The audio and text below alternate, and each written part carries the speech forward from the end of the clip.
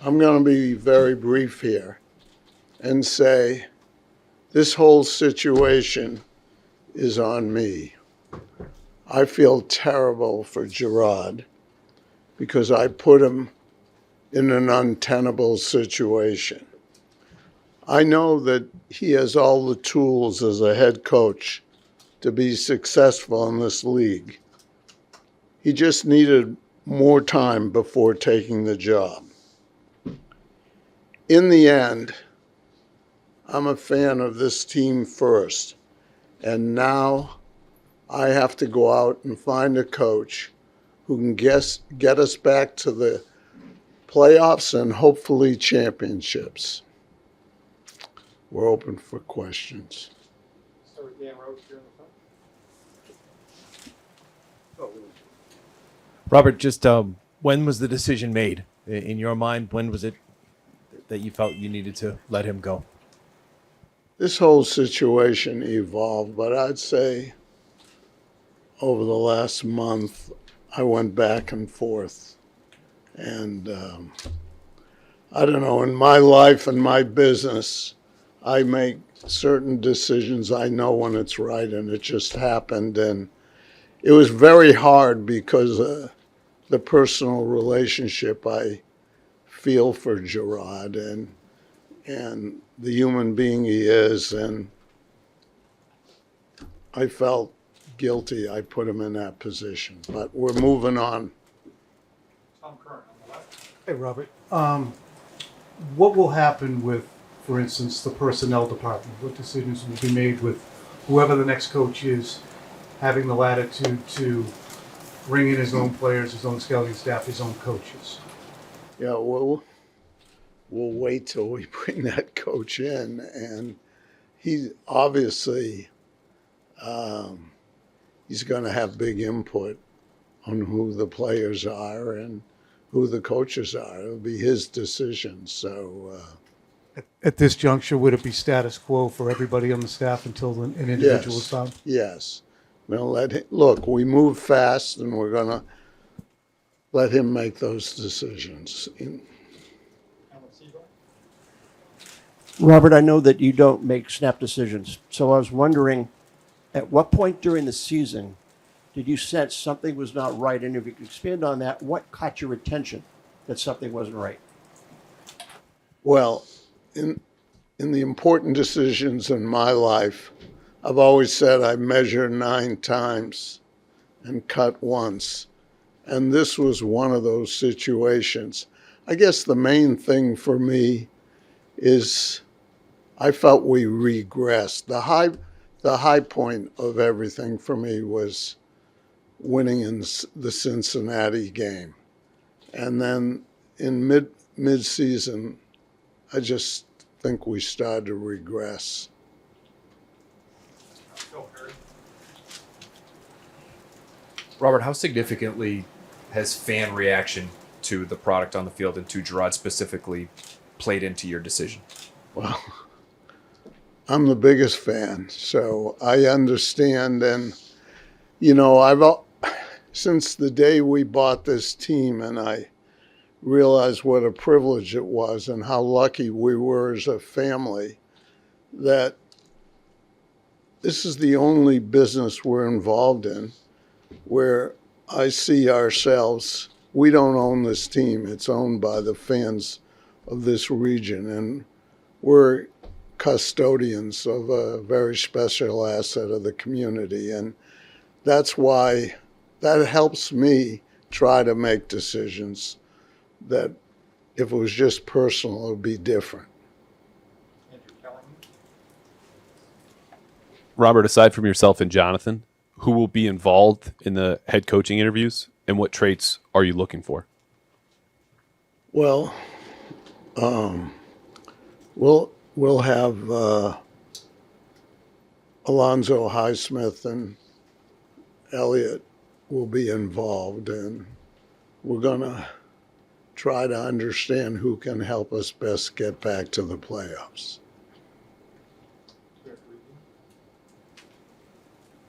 Robert, does that mean Elliot and his staff are are going to continue on, or will the coaching hire also impact your front office?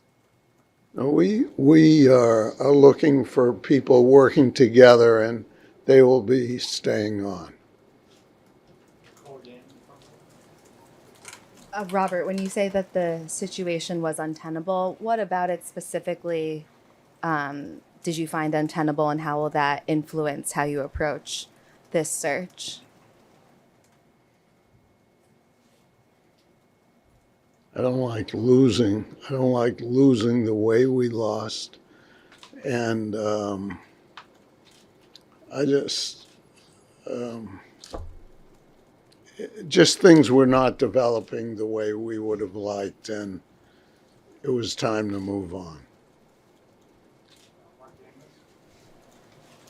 Robert, how big of a search do you plan on how big of a coaching search do you plan on conducting?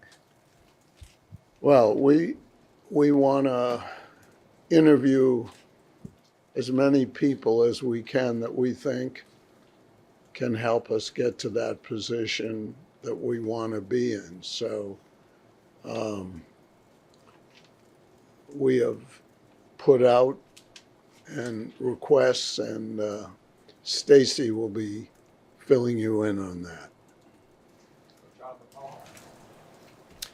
Robert, thank you for taking our questions. Appreciate it. Is Mike Vrabel at or near the top of your list? It seems to be the talk.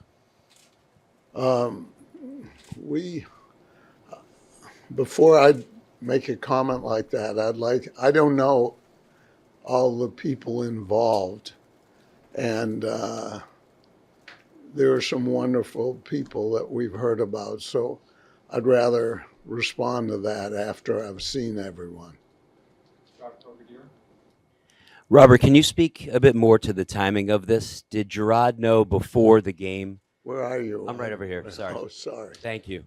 I was wondering if you could speak a bit more to the timing of this. Did Jerod know before the game that this would be his last game coaching? No. Steve Burton. I know this was very difficult for you to sit down with him. How did he take it? How did he respond? Was he shocked by the news? He was a man. Look, it was one of the more difficult things I've had to do in my life, because I had such affection for him, and I believe in him, and I really do believe he will go on, and as he gets more experience, he'll be successful.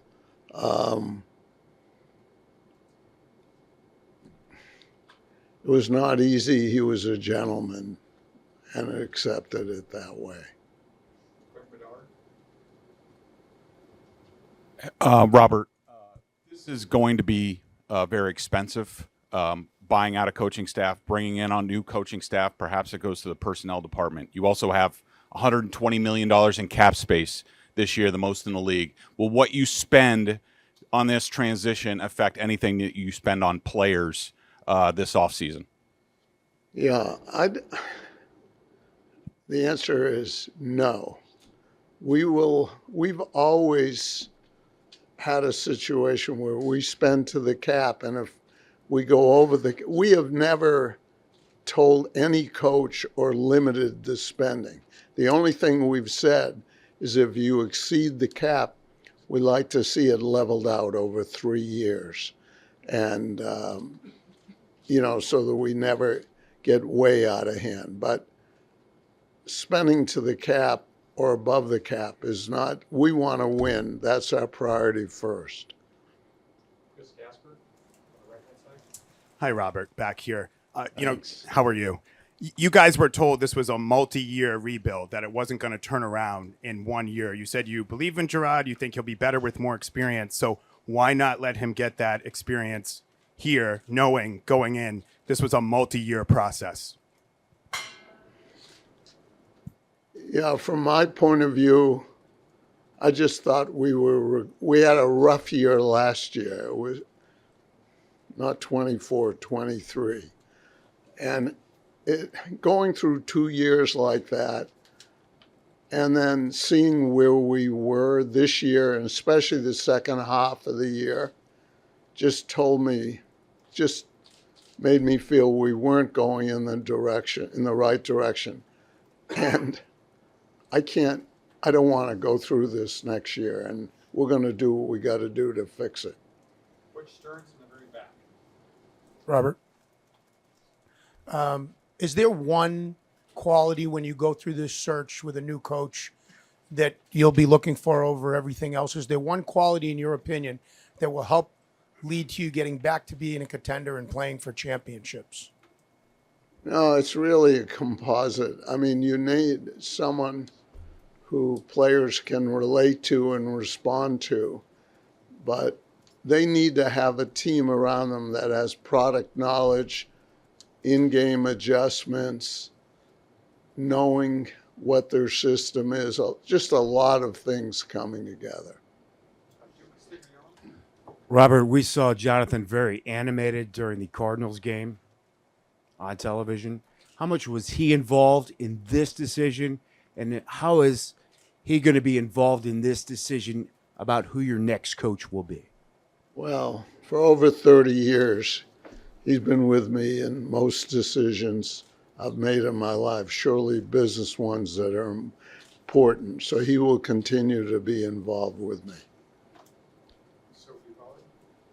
Hi, Robert. Thank you for taking the time. I was just curious. We know that you addressed the team this morning. And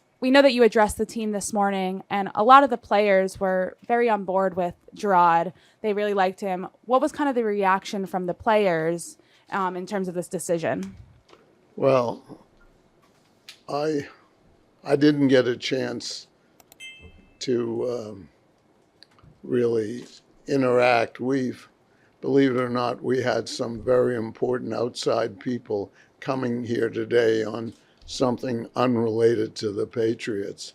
That's why we scheduled it this day a while back. And I spoke to them about how I felt about Jerod and what I tried to convey here today earlier. A couple of final questions. Derek Kaiser from Row. Hi, Robert. Did you have any input with the coaching staff about how to handle the final game of the season with the number one overall pick at stake? Did I have? Did you have any input? Did you talk to the coaching staff about how to handle the game? No.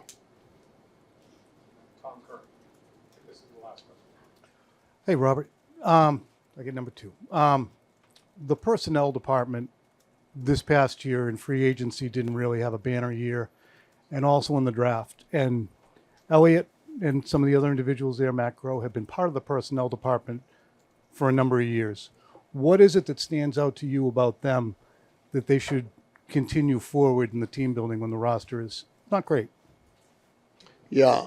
I think that the department evolved a lot, and a lot of things were changed. We changed our grading system this year and have done things.